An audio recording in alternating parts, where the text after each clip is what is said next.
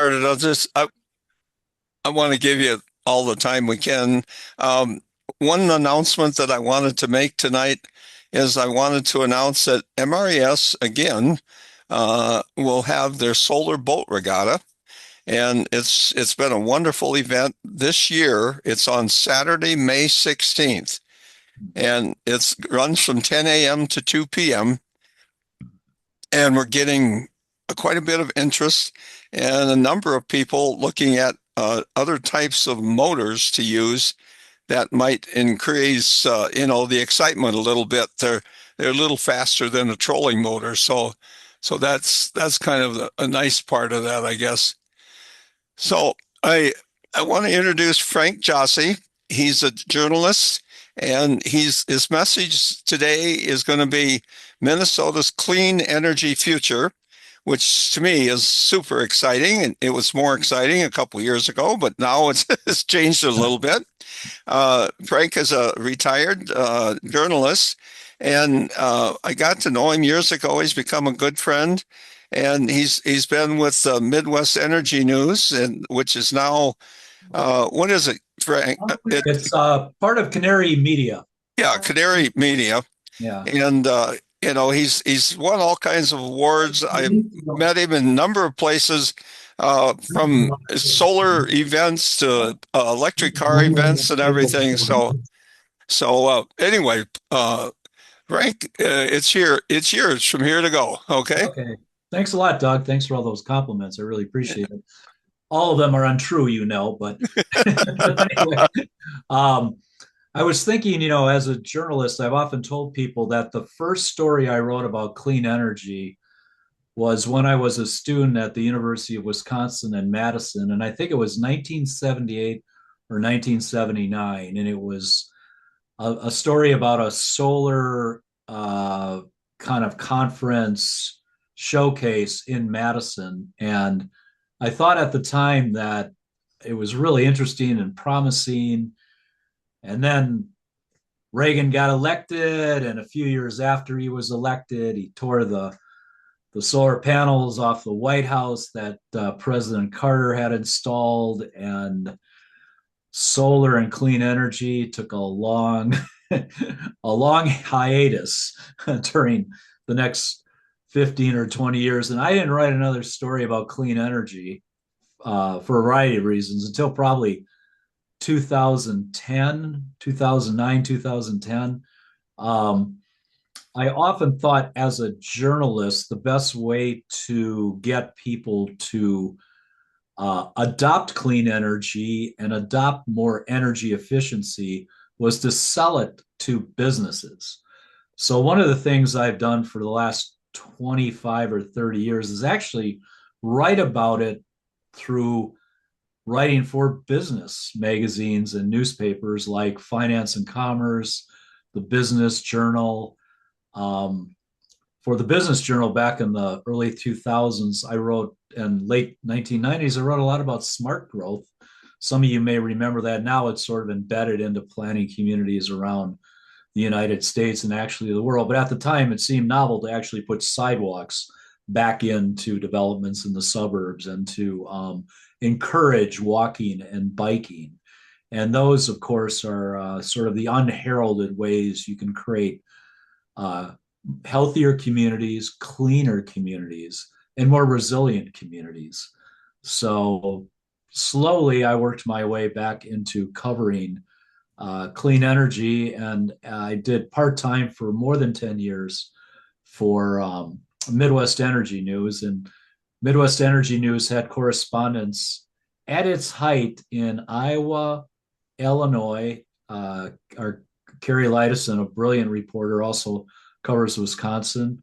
We had a great, and still do have a wonderful correspondent in Ohio, which has got to be one of the most corrupt states in the United States when it comes to energy. She broke a ton of stories. I was very jealous because Minnesota is so clean compared to Ohio, where payoffs to utilities and to state legislators by utilities is quite common, and led to several indictments there. And we also had somebody covering Michigan and also Missouri. So the Midwest traditionally is not thought of as a place where there is a lot of interest and growth in clean energy. But I'd say over the last 10 years, 15 years, that's changed. It's led by Minnesota, but lately Illinois has passed some of the nation's most progressive legislation involving community solar. If you ever go up onto the John Hancock building or the Willits building in Chicago and take a look down at the rooftops, you'll see dozens of green rooftops throughout Chicago.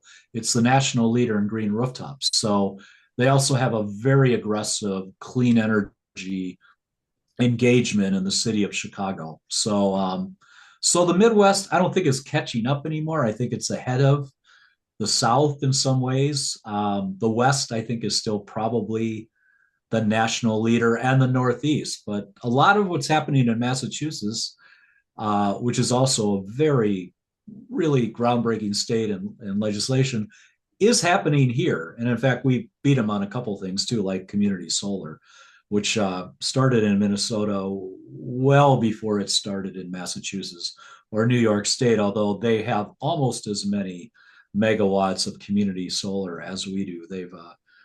They've caught up substantially. So, and New York's got 4 times the population we do, so that's part of it. Hey, you got. That said, anybody can jump in anytime they want with questions. I welcome interruptions. Me babbling for an hour or 45 minutes is probably not a good idea. So please jump in when you can. If if you would please just, go to your thing and raise your hand kind of thing so we know who's coming on first, okay? Right. Thanks, Frank. Thanks, Frank. Go ahead. Sure. So the agenda is pretty simple. I'm going to look at where we are, and this is all truncated. It's not an official list of everything we've done in Minnesota, but I did some searches today of what some of the advocacy groups have said is important or that they participated in the last session, which wasn't all that active, but it's worth noting it was active in a couple ways. And then a legislative preview of challenges ahead. And I threw in, if we have time, a quick look at geothermal energy, in particular in St. Paul, where it's really taken off all over the city, in schools, at the zoo, in buildings. It's really carved a significant path in our capital city. I'm a St. Paulite, for those of you who want to know where I live, in Highland Park. And then I might talk a little bit about innovation, that some of the stories I've done. Here's the clean energy economy. Now, this actually comes from SEAM, some of their statistics, the clean energy economy in Minnesota. For the 5th straight year, the state used more net zero for electricity than fossil fuel, 53% compared to 42% for the rest of the country. Emissions are down 52% from 2005. Renewable energy accounts for 1/3 of electricity. And I think it's a little more so in Excel's territory. That's actually a statewide statistic. We import less electricity, at least last year, than we did the year before, from 13 to 11. And we continue to rank around 10th in efficiency. The ACEEE ratings, we tend to be around 9 or 10 in that. We're often the only Midwest state or one of two. Production, I was interested to find the statistic that in 2024, Minnesota added 388 megawatts of solar, which is pretty significant. And not all of that used to be community solar, but a lot of it now is coming from companies and coming from not just community solar developers and residents too, although they account for a smaller portion. It's still probably 100 megawatts or so that is likely community solar, and then the rest is from corporate solar, which is a good thing. The first phase of Sherco's transition to solar has begun. The first project is 710 megawatts. That is going to grow significantly. I think it's 12 or 1300. I have a stat on that a little later. And over the last 10 years, we have added 4.1 gigawatts, which is a lot for clean energy. I mean, that's not even good. 10 years before that, wouldn't even, it might be 10% of that, if it's even 10% of that. So it's a pretty impressive and significant number. So we're cleaning the grid. I grabbed this from that same report. Kim. Hey, how you doing, Frank? Good. Nice to see you. Nice to see you. Hey, I just wanted to add a little context to your previous slide. If you want to just go back one. Yeah. Hang on. When I started at the state of Minnesota in 20, I'm I'm pretty sure about this, 2012, the state combined total capacity of all solar installed at that time was 4 megawatts. Is Four that megawatts. Think of that, 4 4 megawatts. megawatts?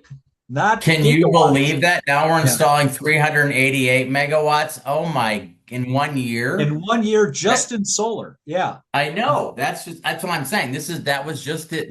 The only solar there was were basically like rooftop solar people like did themselves. You know what I mean? It's Right. Right. four Right. kilowatts at a time, or whatever. So anyway, I just thought that was fascinating. That 388 megawatts of solar has been added. That's amazing. Yeah, it truly is. I mean, even compared to at the height of community solar, that figure 388 would still be competitive with those years. Exactly. Those years. Amazing. Yeah, Yeah. thank you. Yeah. Because stats are really much easier to look at, like charts. I pulled out this chart from Seam's report because it really shows how we're comparing to national statistics too. So we're pretty significantly ahead, almost 10% in renewable energy. We're slightly ahead in nuclear. Natural gas, we are substantially less, which is a good thing.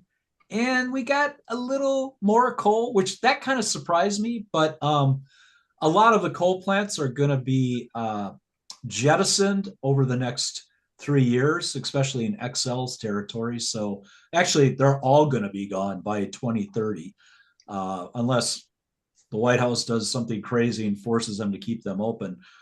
So that that number, that 15 or 20% should diminish significantly starting in the next 2 years. It should go down to 5 or 10%. And then the Stillwater plant, I think, is the last one to be closed in 2030, if I'm remembering correctly.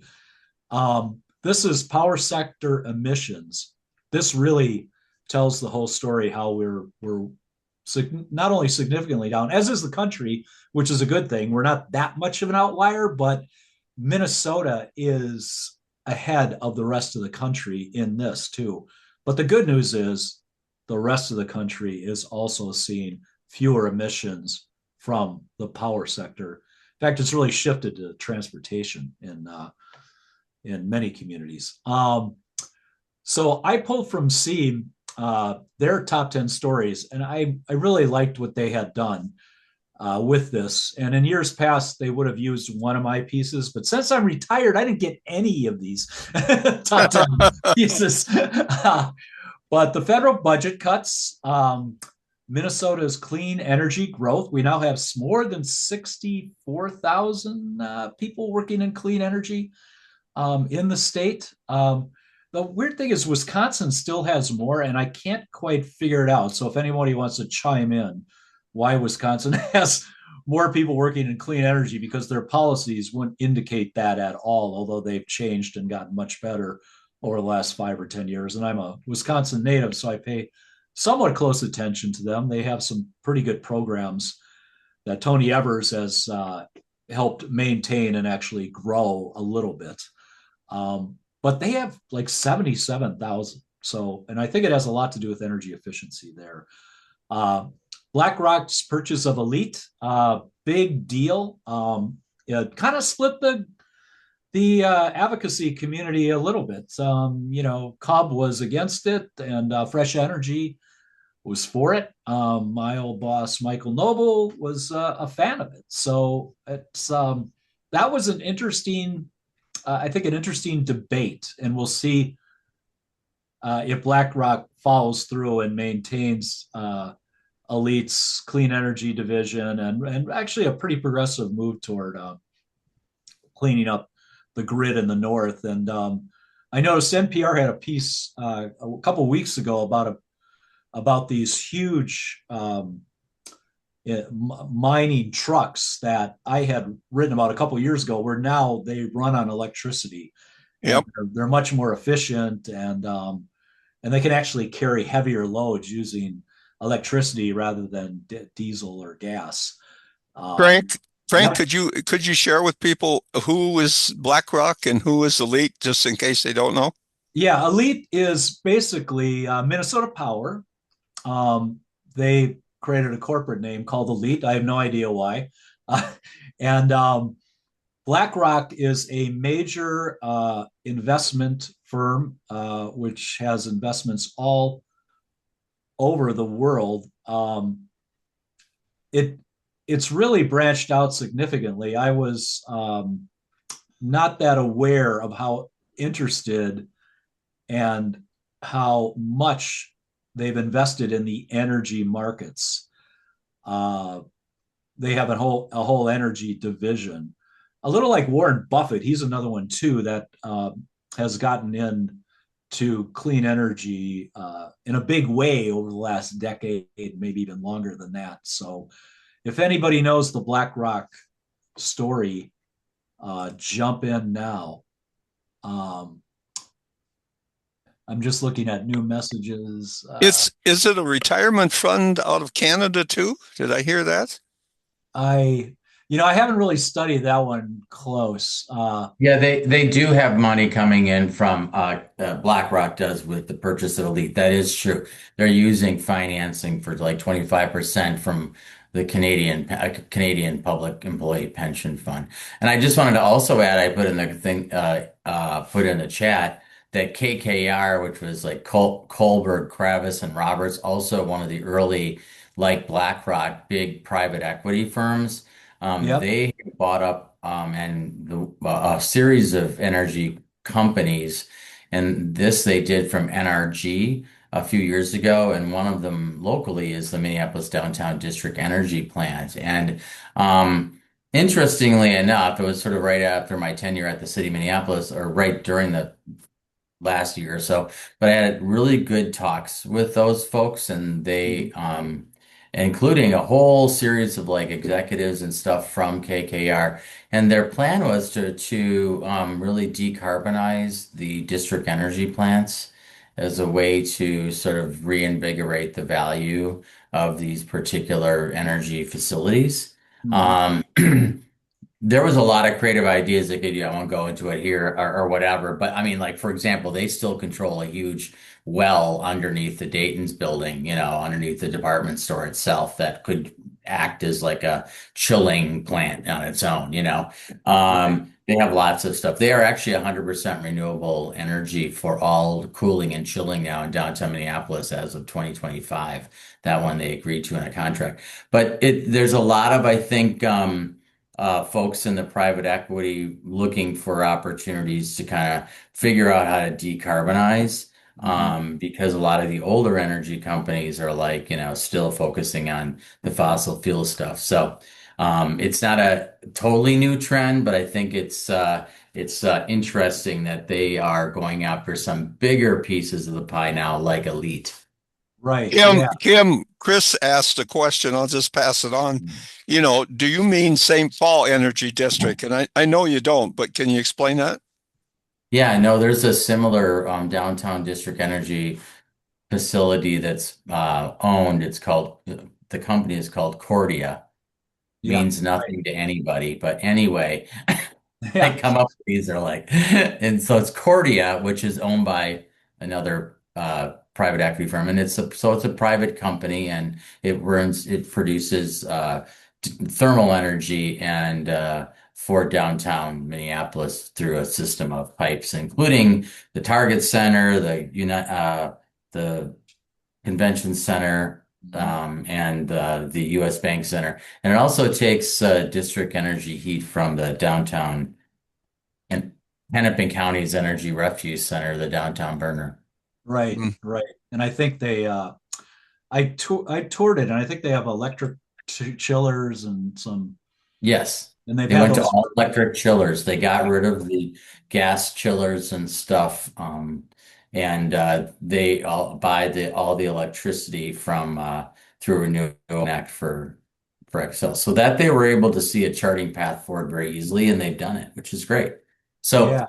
one of the awesome propositions for downtown, actually, in these district energy centers is the data center combo because they have tremendous amounts of capacity to provide Mhm. more district energy. And if they can fill some of these empty spaces anyway in downtown Minneapolis, and they are looking at, I think, taking half of the Sleep Number bed headquarters Mhm. building and putting a data center in there because they have huge amounts of electricity capacity there in downtown, and then you have huge amounts of heating and cooling. Well, in this case, cooling capacity is what they need, but they can Right. actually take the waste heat from the cooling from the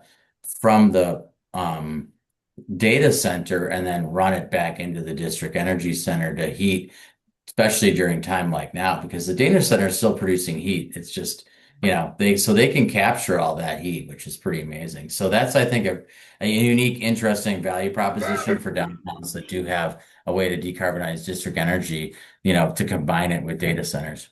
Yeah, yeah. I like that. That's a great anecdote, actually. I like that. Yeah. Thank you, Kim. Sure. Thanks. And Jay Drake, thank you for adding this detail. Sherco 3 closes in 2030. The King plant closes in 2028. And there was a lot of controversy, as all of you will remember, about the Superior, Wisconsin natural gas plant, which was very controversial. It is no longer going to be part of Elite's portfolio. They dropped the idea. So thank you for that update. And it was because of the work we did at the PUC that happened. So Yes. over several years. So big Yeah. success for everyone. I remember covering that. I sort of lost track of it. So thanks for the update. Uh, Continuing with Seam's story list, I mean, this could be a national story list, right? Battery storage, Excel's accelerated decarbonization, the MISO interconnection queue virtual power plants, which I think are really interesting. I'm looking a little more into those. Sustainable aviation fuel, St. Paul, geothermal, solar on schools were the others. Peter's got a question here. Yep. Go Yeah, ahead. hi. The NTEC plant, which I believe you're referring to up at Duluth Superior, Yes. the construction of that was part of the reason why the coal-fired plant near here at Genoa, Wisconsin, was shut down and scrapped. What are the plans then for sourcing electricity for this area? This is Jay from Fresh Energy. I live in Minnesota, so I don't know what Wisconsin's plans are, but they're going to be in quite a pickle now. But they're going to Yeah. have to shift to something much cleaner than natural gas. Mhm. Okay, yeah, the coal plant is a vacant lot right now, so they can't go back to that. Yep. Interesting. Yeah. Mm. Switch over here. My top 10 stories, and I didn't really write all that much last year, but were Melissa Hortman's career, which I wrote for Canary Media, geothermal in St. Paul. I've written a lot about that. And then I started speaking to some of the senior centers in my neighborhood, and I got like 100 people at one of them. I'm thinking, it's kind of shocked that many people were interested in geothermal, in particular in Marvella. If any of you know where Marvella is, it's part of Highland Bridge, the Highland Bridge development. Uh, Dwayne Caldwell and VPPs, young guy with a lot of great ideas and a new company, the Big Bad Beautiful Bill, what it meant to us, Eric Passey's Enterprise Energy, and what he's doing with community solar. He's actually doing some crowdfunding, which was very interesting, raising a significant amount of money through crowdfunding on a platform, which name escapes me right now, but it was, I mean, I think he raised more than $200,000 using it. The McKnight Foundation headquarters, I hope you all get a chance to see it. It's very interesting. It uses kind of a thermal heating and cooling system involving two tanks in the parking lot, which if you park in the parking lot, you can see. Flow Technologies, which is a new heat pump manufacturer out in Rogers. Yeah.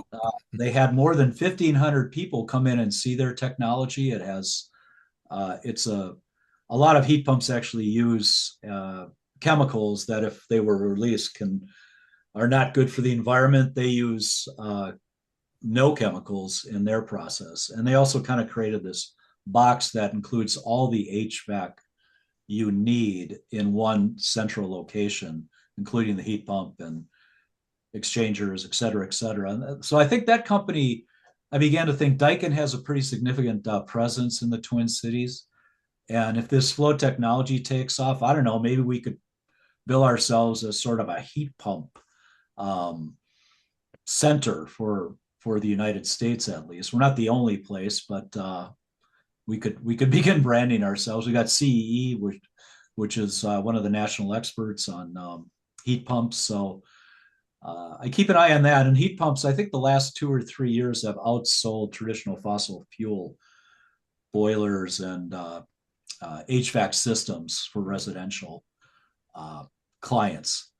I did something on performance contracting. That's when you go, these people go into, especially universities, and they guarantee a certain cost savings that eventually pays for the contract for the client. I just wrote a piece on the solar industry, where we're at now, and Clean Counts, which used to be Minritz. Some of you probably remember it as Minritz. It recently changed its name to Clean Counts, and it's kind of We just, go ahead. Frank, we just had a presentation on that. Well, I won't waste my time. Rob's a much better presenter than I am, but it took a little time for me to get my hands around it. But boy, the innovations that they're doing are significant and really great. So what happened the last legislative session? I took this from my former employer, Fresh Energy, and Jay Drake's. There was an attempt by legislators to roll back the 100% by 2040.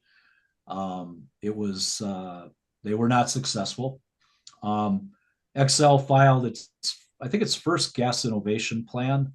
Centerpoint had filed one and is embarking on a couple pilot projects.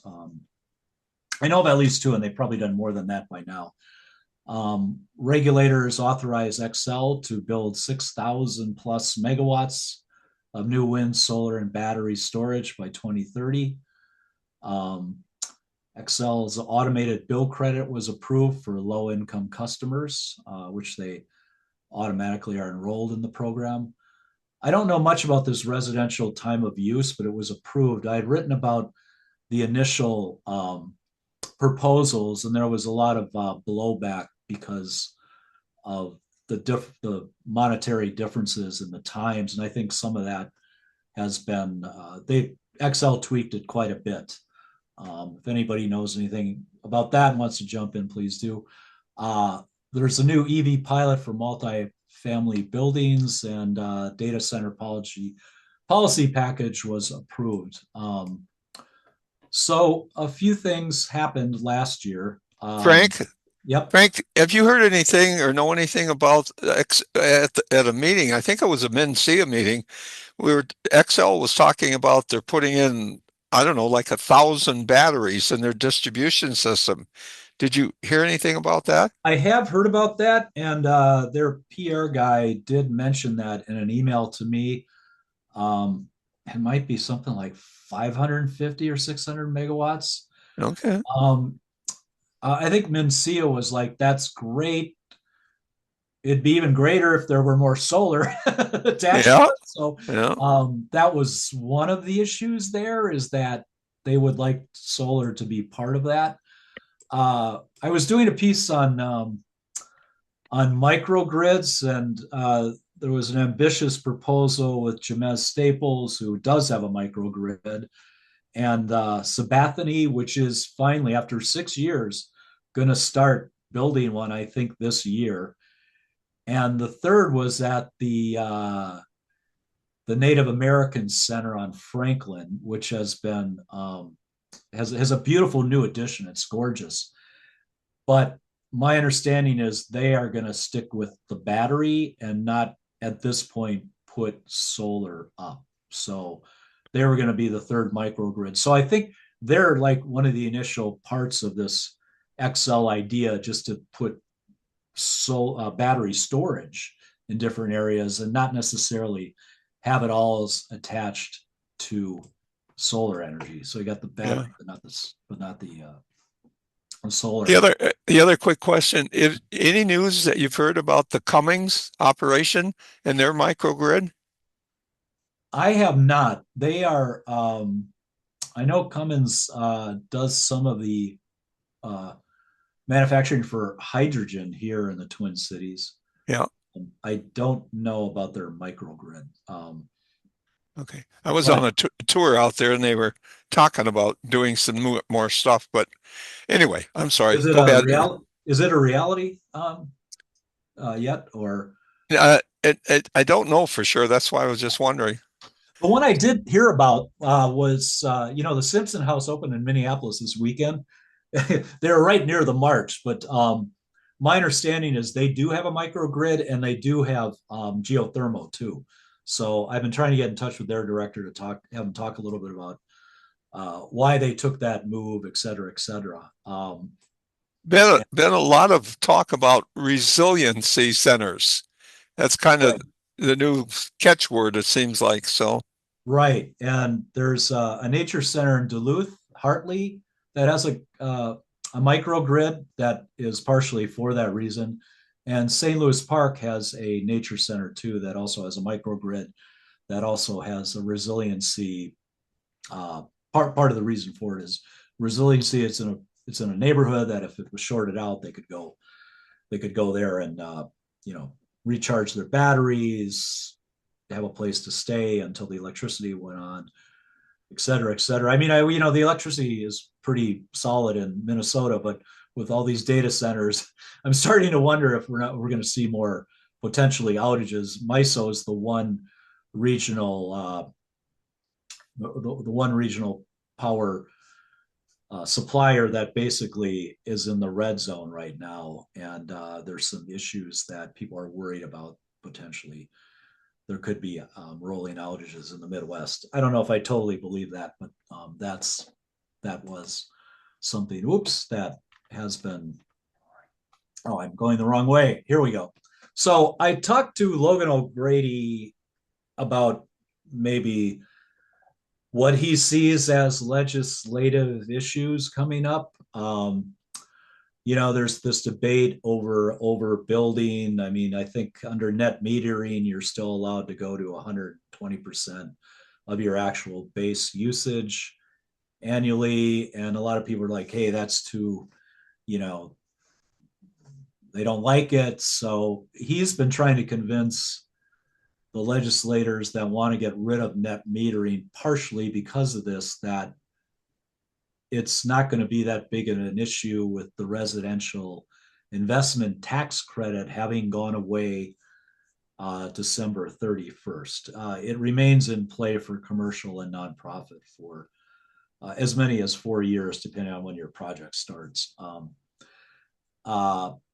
The grid access fees he mentioned could be an issue. I don't think we have yet a compensation for battery stored electricity. Like if I have it, how am I going to get paid? If I offer it to the grid, at how is XL going to pay me back? That has yet to be determined. If anybody has thoughts on that, please chime in. I think that's an interesting issue. Larry Kraft wants to push for more VPPs, these virtual power plants that could, especially at high demand times, could be very valuable without having to build a lot more capacity that we could use virtual power plants to kind of take away to deal with those 5 to 8 when we have a lot of power draw in the system, and the 6 to 8 in the morning. These VPPs could be a potential very, very helpful in helping us deal with power demand issues. And he Can mentioned you, that. Frank, just quick, can you Yep. just give us, I think it's helpful to just set a uh, framework for what a virtual power plant is.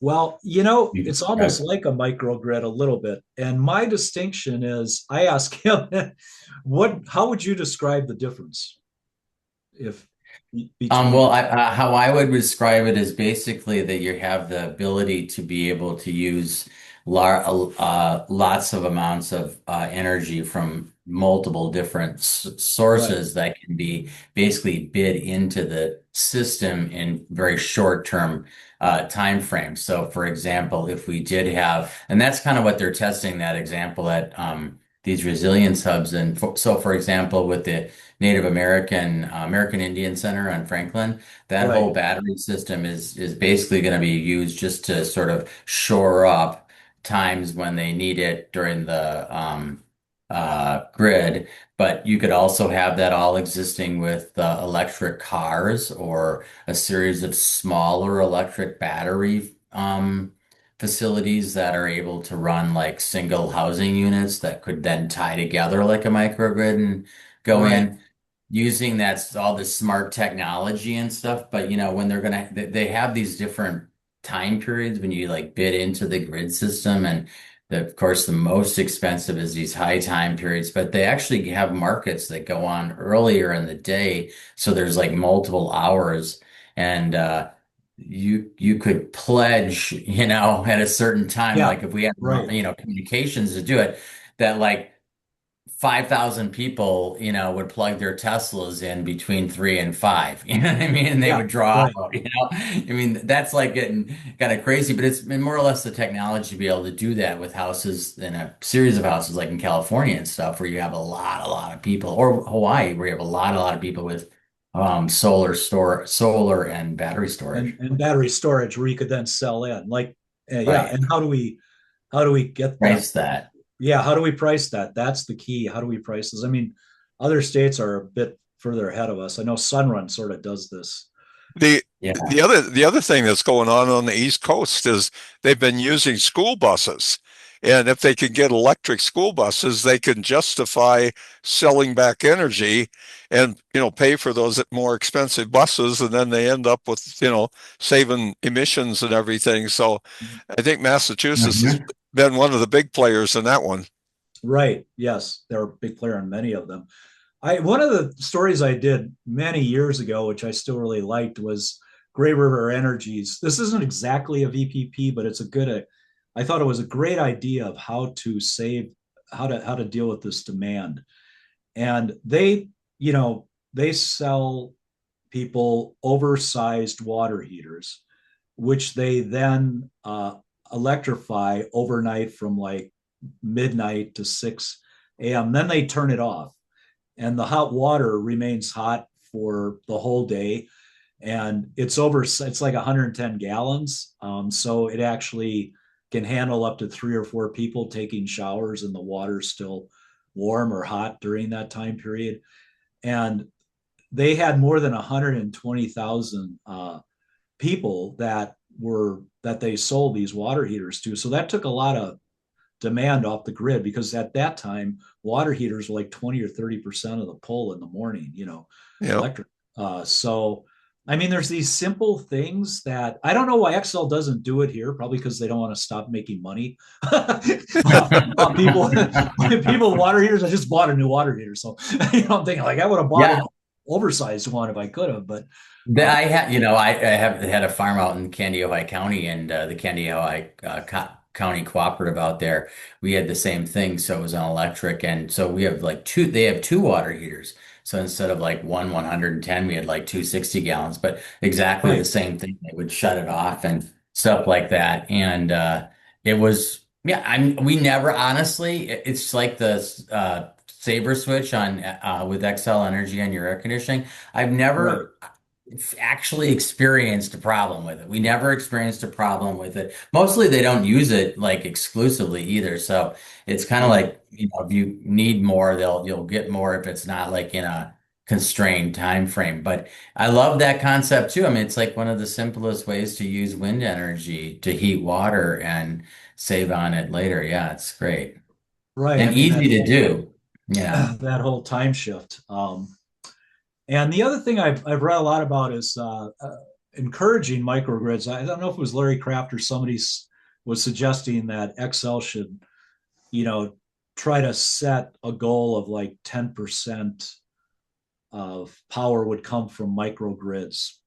I don't remember the exact year, and I don't know if it's even legislatively written yet. But that's part of it is like, let's encourage microgrids. They can take more of this load rather than keeping, building more power plants or adding more solar and wind. Could we efficiently use what we already have? And that's really, I think, one of the keys to the future. We have all this technology that can shift it, and that's how to use it, how to incentivize people to get into those systems and to get utilities to say, yeah, I'll pay you, 5 cents a kilowatt hour if you give me energy between 5 and 6, 4 nights a week or whatever it is. I'm totally making all that up, but that I can imagine it with time of use rates. I mean, that might help consumers get more accustomed to thinking about energy and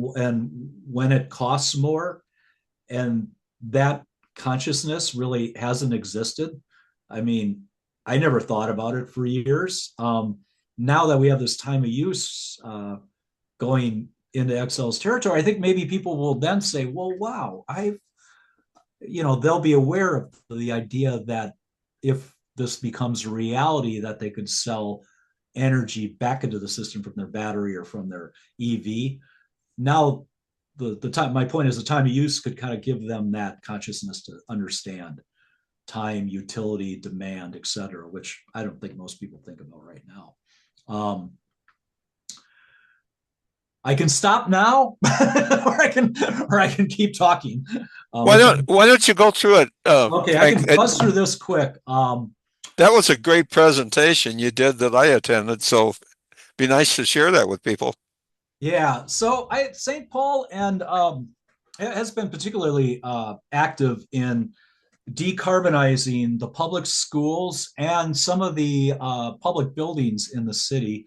And Unidos has been a very good proponent in pressuring the city to do this. But I should say that Tom Parent, who used to be the facilities director of the St. Paul Public Schools, was one of the first people to really see the potential, not first, but at least willing to give it a shot in the school system. We'll talk about that in a minute. So, I talk a little bit about I'm not going to go through all this whole thing, but basically, like, why do we want geothermal? And it's because it's the best way to get to electrification, or one of the good solid ways to get to electrification. And buildings produce about 40% of the carbon emissions in the United States, and cities it's 60% because transportation is actually goes down. The carbon emissions from transportation go down in cities because people use transit. And it's still pretty expensive to do in individual homes, but multifamily housing, it's growing in that area, geothermal. So we don't have any of these great warm reservoirs like they do in the West, where they can tap geothermal for entire cities from underground sources. What we do is we have a lot of ground, and we got a lot of aquifers that we can tap in a different form of geothermal, which is called aquathermal. And a lot of you already know this. I mean, you can run plastic pipes horizontally most people, you drill them into the ground several hundred feet deep. Um, it can take more than 100 or several hundred of these wells to heat and cool a very large building like a high school. So there is some significant construction involved in those. Um, and then it goes into a heat exchanger and through heat pumps and into classrooms or buildings. I found that these are the typical places you see it: senior homes, universities, government buildings, schools and school districts, nonprofits, hospitals, commercial, industrial, and a handful of private homes. One of the early ones, at least in St. Paul, was the Carondelet Village. It was a $60 million project, 172 vertical wells in that project. They were 285 feet deep. So think of that. They had to drill down the equivalent of a 28-story building and to heat and cool this. They meet over half their peak, and it's a 258 unit community with, hang on a second, with waterside heat recovery using a pre-temper the facility's ventilation air, and I won't go into the details of that. They have a green roof in one section. They have a lot of stormwater retention ponds around it. So if you walk around it, you can see these very easily. They were predicted an 8-year return on investment. I think they got it, but I'm not totally positive. The first of the St. Paul public schools to get geothermal was Johnson High School, $18.8 million project. It was part of the school district's goal to reduce carbon emissions by 45% by 2030. When I talked to the engineers that work for the school district and Tom Parent, they felt like it was a wise investment, that the penciling out, it was really not more expensive than a traditional HVAC system going into for a HVAC renovation. This high school existed; it wasn't a ground up.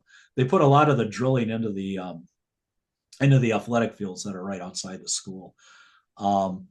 As with global warming, a lot of these schools are really hot in August when they start, or even September. So trying to get some kind of air conditioning is really almost a necessity now. So as they renovate schools, they're looking for a system that can do both, and geothermal can do both.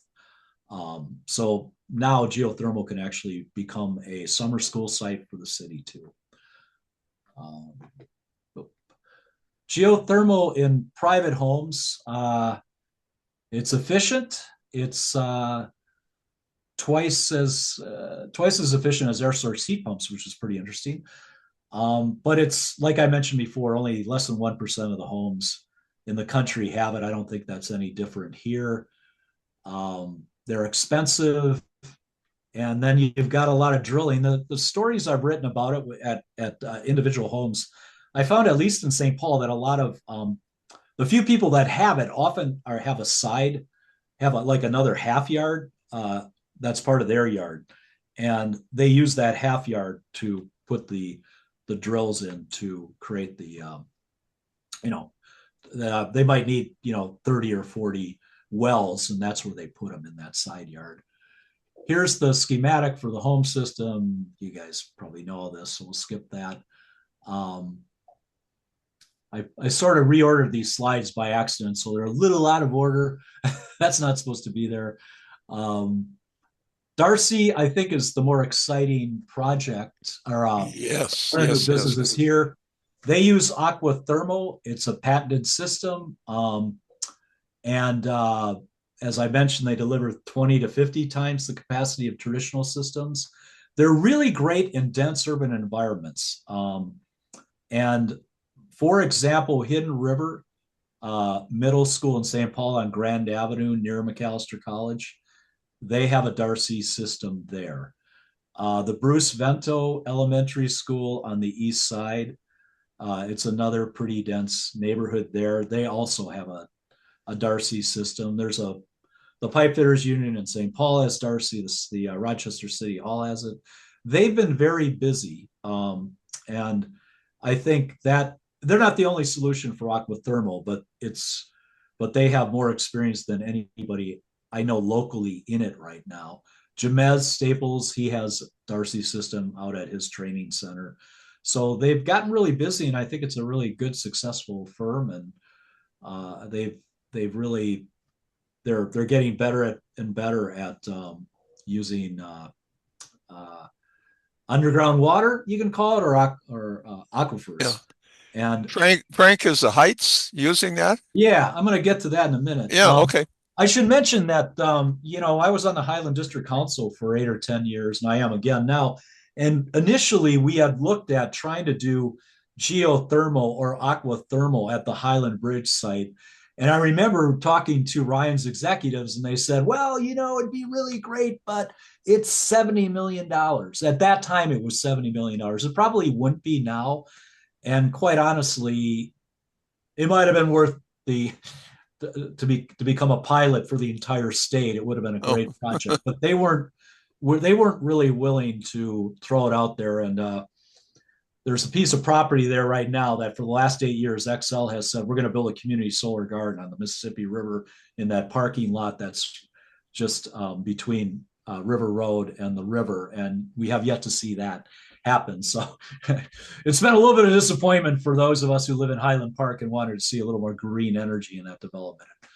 Although Marvella does have some solar panels on one of their buildings. Another aquathermal, a couple prominent examples, is this beautiful new headquarters at the Lakewood Cemetery. It's a LEED building, really beautiful, and it has a Darcy system too. So the next frontier is network geothermal. The state's first green bank loan for $4.5 million went to Evergreen Energy for the planning of the Heights. So the Heights will connect at least 10 buildings, was the last count, in a networked geothermal system. And I think they have plans maybe to use aquathermal too. There's 147 homes that are Habitat for Humanity that use air source heat pumps. They won't be assigned to this system. XL went off on its own and hired Darcy to do their natural gas office. So they're going to have 300 people working there. There won't be any natural gas in any of the Heights except for that building and except for a lab in that building that will test natural gas equipment. So that's the only natural gas that's going to be in the Heights. Arden Hills is looking at a net zero development at the Rice Creek Commons. They're very excited about it. They could have 1,460 housing units. They would like to do network geothermal too.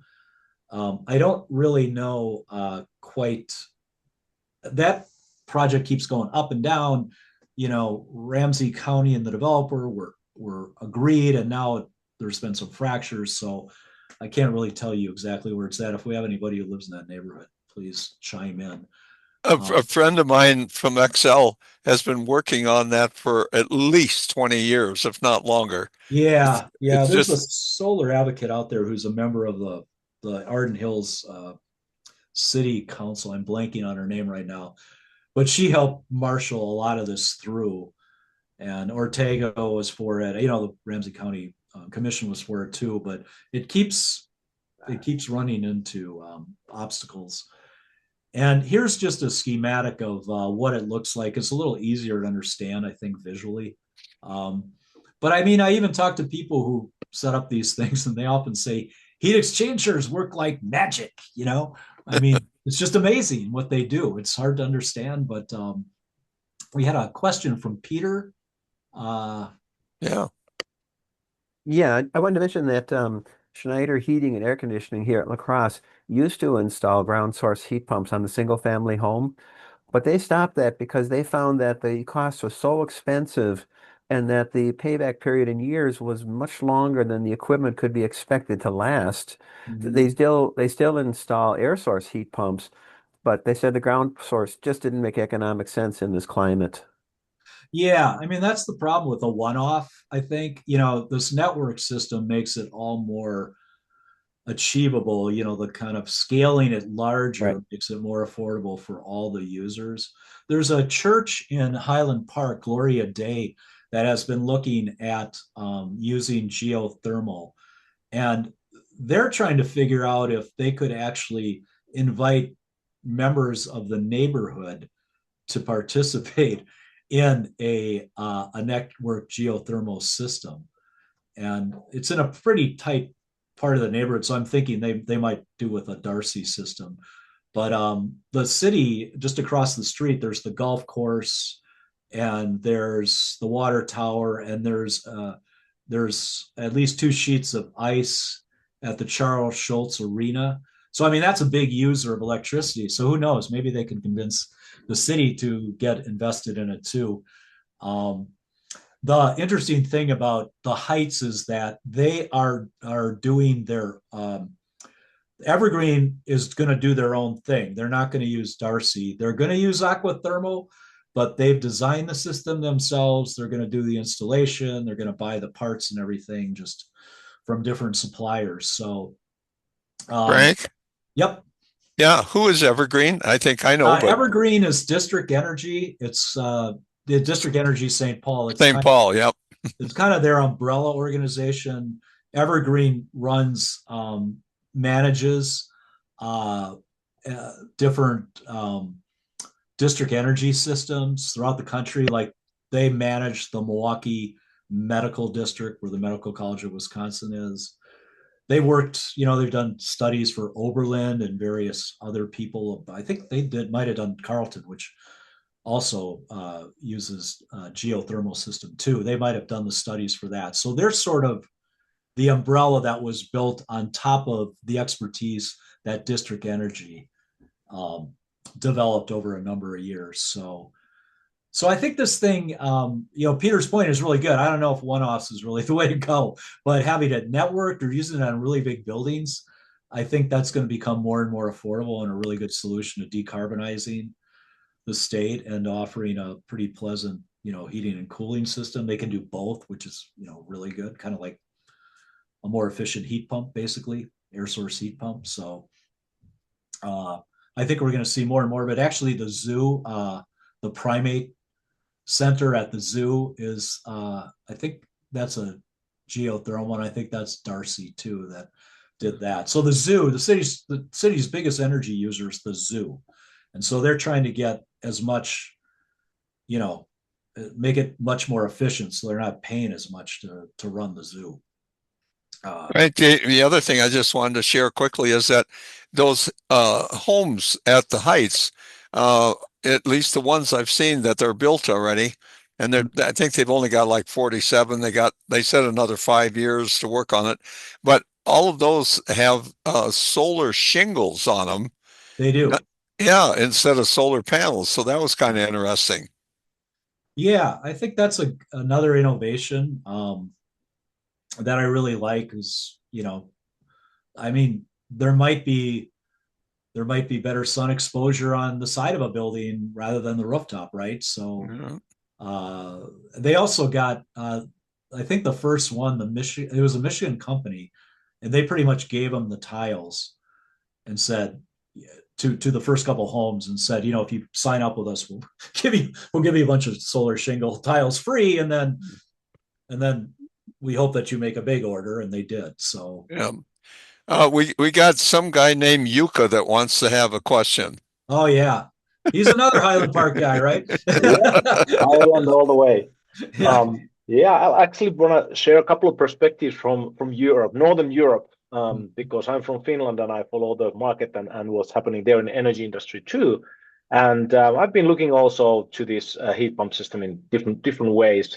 I have a few places there that have heat pumps, so also looked from personal perspective. But there, the bigger buildings, residential buildings, bigger apartment buildings, there's a big discussion around nowadays that many of the HOAs are considering if they want to continue to be part of these kind of a district heating and heating systems. That's very common in Finland, district heating systems. But they feel that sometimes the prices are going higher all the time, and they're considering to going ground source heat pump themselves, just so that the building itself decides to build their own ground source heat pump system, and that happens all the time. They kind of consider when they want to do that. In Finland, all the ground source wells are drilled down to the bedrock. Bedrock is close to the surface, and I think we have the same thing here. Mostly that the bedrock is probably pretty close. I don't know here the details, but in Finland, you're expecting to go very short distance on a soft surface, then it goes into bedrock, and bedrock is where you're pulling actually the energy from. And in Finland, if you are in an area, located in an area where the aquifer is right underneath you, you're not allowed to do geothermal at that point because they don't want to disturb the aquifer. Right. That's how they are approaching that on the bigger installations and even the small ones. Then when it comes to the heat pump for smaller residential buildings, Finland is one of the leading nations in the world when it comes to heat pump adoption, and there recently ground source heat pumps have been installed for decades there, and more and more air to water heat pumps have become more popular there because they are about half the cost.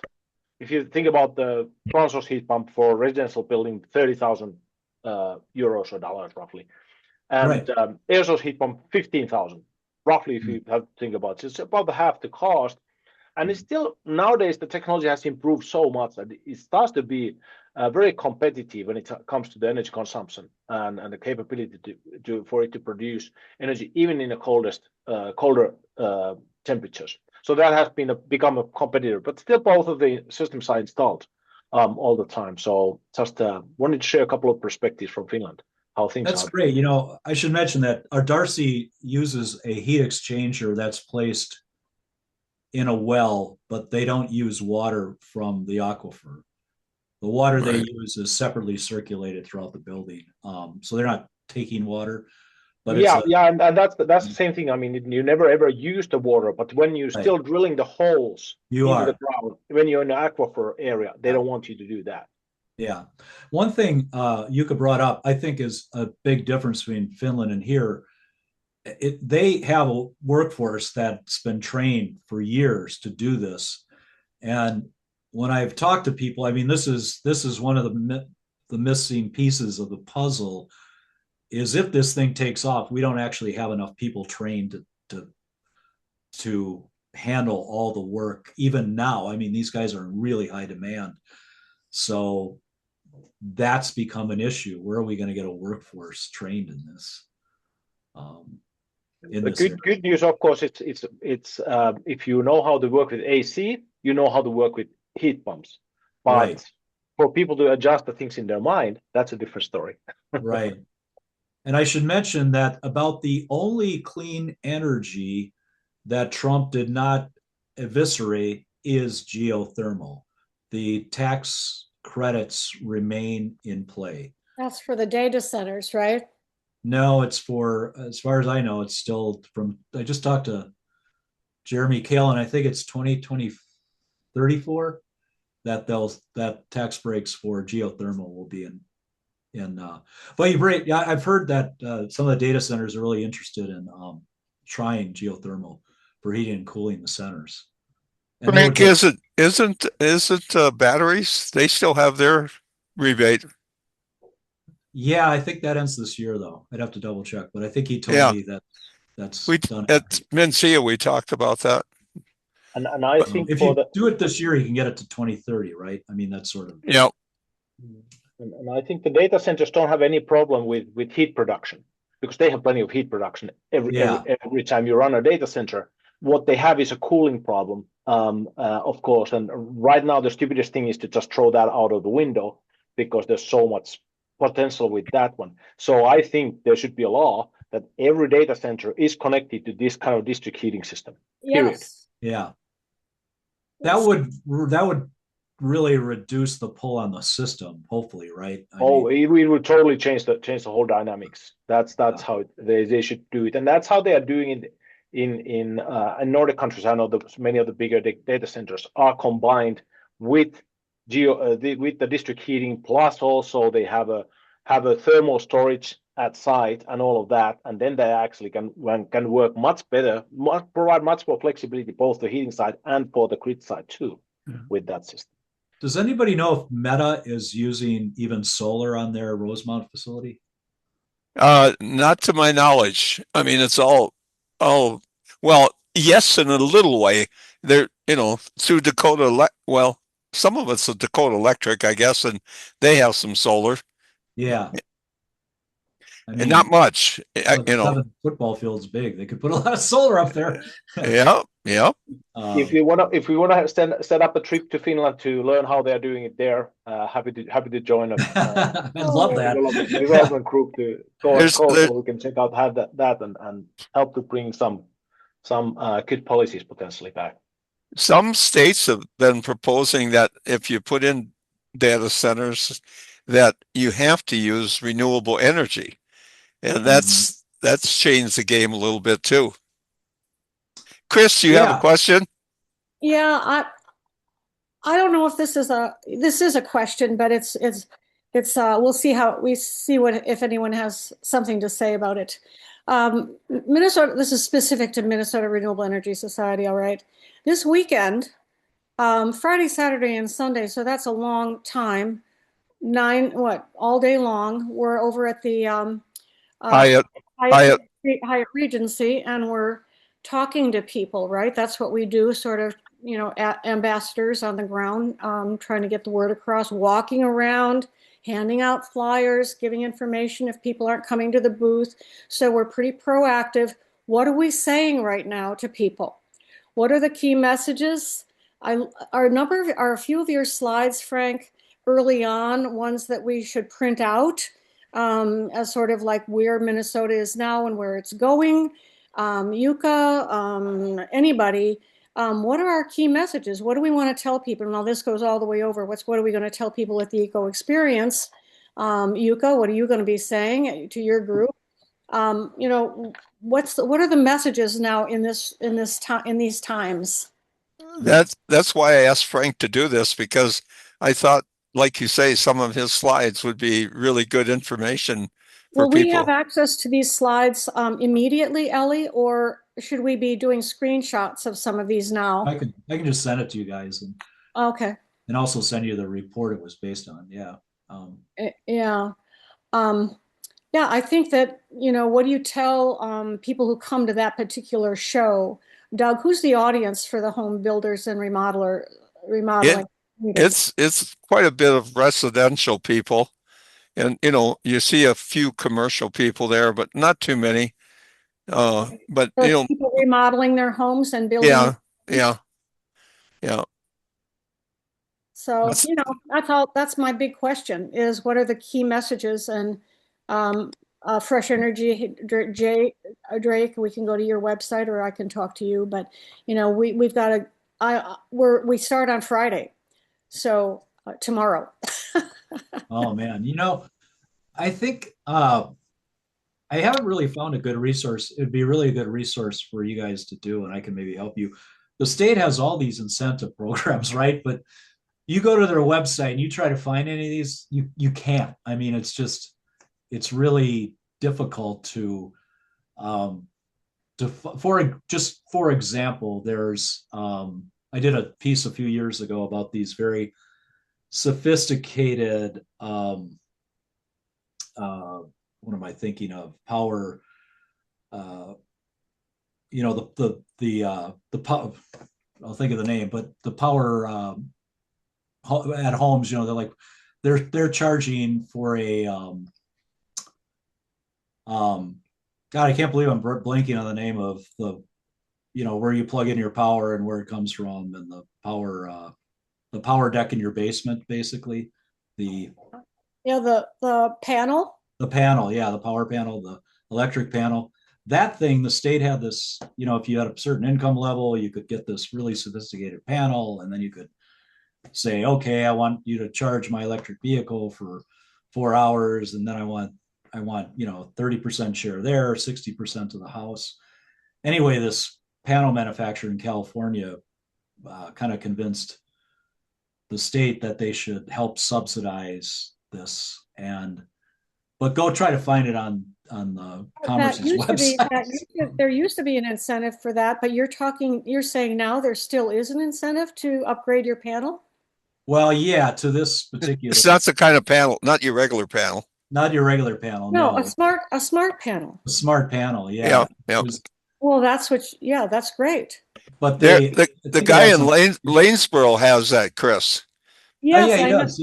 Yeah. So is there a place where we can send people for these incentives that are, I mean, I know the general place where you go, the website for incentives for all over the country, and you click on your state, and all that, but you're saying it's hard to weed through it all?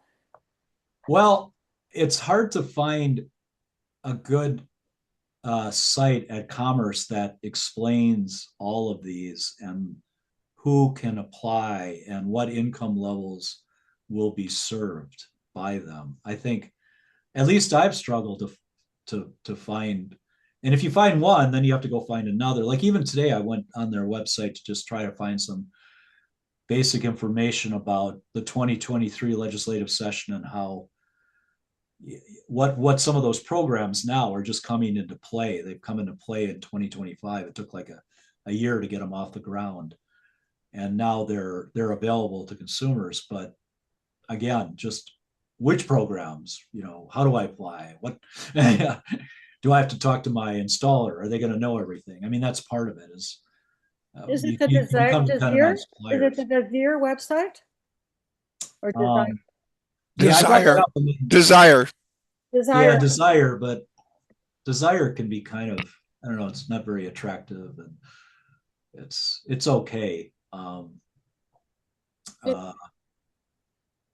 There's a website that I'm on the board of called the Green. I can send a note to you guys, but it's called Green Neighbor, and they were trying to do something like Desire. So you put in your zip code, and then it gives you various utility clean energy programs. So, and they have the entire country and every co-op in the country. So you can go in and wherever you live and put in your zip code, and then you get a sheet of different your utilities. Sounds good. Yeah, good. And that's kind of like what I envision for Commerce to do someday. It's like, oh, I'm going to buy an electric panel. I wonder, and I'd like a smart one. I wonder if I could get some money off for it. That it's just not that easy to find right now. And they pass so much legislation that just for new programs, it was hard for me as a journalist to find it. And I'm used to trying to find that stuff. Fresh Energy did a great job a year or so ago with all the different rebates and everything, and but then things started changing, and they had a beautiful flyer that we were using at all of our events, and but it needs to be updated, I guess. I remember that. Yeah, that was really good. Yeah, I mean something like that that could explain the various incentives. Yeah, I mean, pictures are better than the words. Yeah, I mean CEE has a bunch of programs too, like whole house insulation, I've written a bunch about CEE's programs over the years, especially insulation, and you can get some deals on adding insulation to your walls and to your attic. And Excel has, I think, a rebate program for that. So those are, I mean, if I'm a home builder or just someone who's interested in renovation, that's the kind of stuff I'd want to know. Do you know? Are you familiar with any database or where we can find energy coaches, home coaches that a homeowner can call to, having them come in and just assess where to start, how to integrate systems, so they're not Excel has that, Chris. The Home Energy Squad, yeah, is is really the key for that. A lot of cities offer it free or at a cost that's pretty marginal, Minimal. less than Yeah. $100, usually 70. They do great work, and they're the ones that can tell you, hey, if you get this insulation, XL is going to give you a $250 rebate. You know, they're the best energy coaches off the top of my head that I can think of. You know, Search has also started something similar, ambassador program. I saw that. Yeah. Yeah. So that helps. Yeah, I think that might be more like talking to a whole community. Yeah. Yeah. What I like about the home energy is they come into your house, and I actually did it one year for a story where I walked around during COVID, and they said, "Yeah, we can still do it." So I walked around with my cell phone and showed them my attic and my panel and all this different stuff, and and then they sent a report, and it was pretty good. They saw the weaknesses of my 1928 house and what I needed to do and what I didn't need to do. So and in the order and the sequence in which things should be done and which needs need to be coordinated to be exactly, yes, integrated systems. Right. When they do it, they also leave some products like shower heads They and do.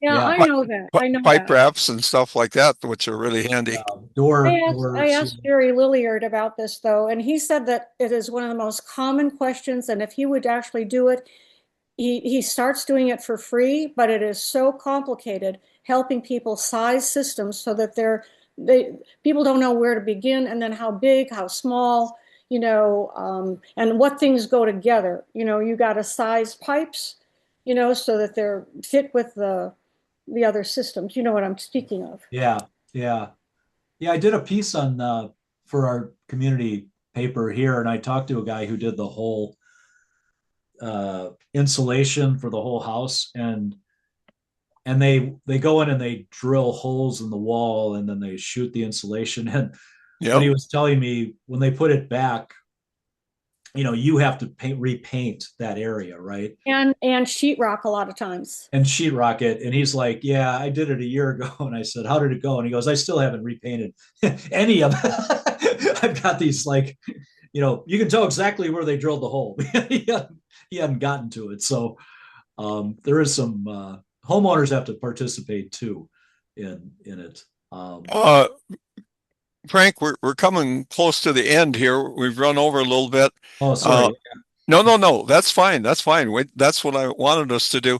The one other thing I wanted to ask you about, and then we'll have a final question, but have you done any investigation on what's going on at Prairie Island? I was down there on a tour, and they're pumping water at 4,000 gallons per minute from one, or more than that, with like 6 pumps doing that, pumping water from one aquifer to another aquifer. Then they're, bringing it back in. They're pulling off the heat and everything from that, running it into that's an open loop system. And then they've got a closed loop system that runs through the casino and other areas, and really sophisticated. Have you seen anything on that? I have not. It's funny that you mentioned that because I played pickleball today with the partner of the woman who is helping do the energy planning for Prairie Island. Oh. And it was funny. And I said, "Well, tell me about it." She goes, "You know what? I don't know anything about it." I just spoke with her. Oh. It's her thing. Yeah, it was a pretty major conversion down there. I mean, and then I asked them the tough question, I think, in the fact that I said, "Well, what are you going to use for energy?" They put in a whole solar field down there. Yeah. And I said, "Is that enough to handle it?" And one of the engineers told me, "No, it would take about 6 more of those to handle all the energy we need." So, Wow. so they're saving on one thing and kind of spending on the other. So interesting situation down there. But I said, "Well, why are you doing it then?" And he said, basically, because the casino wants to consider itself, and they're buying as much renewable as they can. But he said, casino wants to promote itself as a green energy location, and so that's what happened. Any other questions? Is it geothermal they're using? Yeah. Yeah, they got it. Yep. Yeah, there's some of the tribes in Minnesota are very interested in becoming their own utilities. They'd like to get away from some of these co-ops. Yeah, Yeah, I've heard that. White Earth Nation's one of them. I think they're. I want to mention one thing. Can I? There's someone on our board who corrects me anytime I use the word geothermal. It's ground source heat. It's geothermal if it taps way, way down into the crust. Anyway, Yeah. what do you say about that? You keep using Well, geothermal for it's everything. technically geo exchange, but so many people don't know what that means, and they don't really know what ground source heat pumps are either. So I asked a couple experts a few years ago, even though it's not technically geothermal, can I use it? Would that be? And they were like, that's a word people kind of get. And Yeah. so You try saying ground source heating too many times, and you'll go right back to geothermal. yeah, and I like the word geo exchange. That kind of wraps up all Yeah, these yeah, technologies, yeah. but it's not that common a word, so you almost have to then describe what it is. But you're right. Well, Geothermal is not the not the perfect word for this. Yeah, You're not tapping, like volcanic material. yeah. You'll find even the government kind of tends to use it, even though it's not yeah. really when they're talking about Midwest geo Yeah. exchange.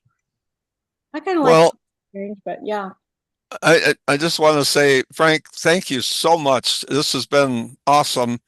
The information and knowledge you have and what you shared. And yeah, if you want to send those slides either to myself or to Sure. Ellie, Yeah. and like Chris said, it could probably use them. Kim, you got another question or something? You're muted. No, I was just coming on to say thank you and give a clap of hands as a reaction. I guess Thanks, Kim. wasn't a Kim was raising a my hand, best it was a source for clapping of years. hands.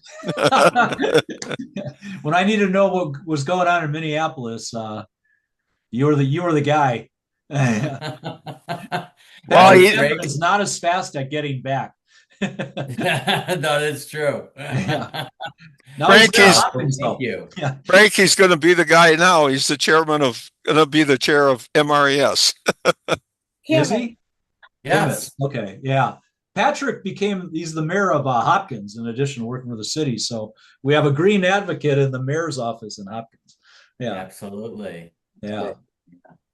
thank All right. you. Cool. Thanks, Thank you. everybody. Thank You're a great you. audience. Boy, really smart. Thank you so That scares much. me, Doug.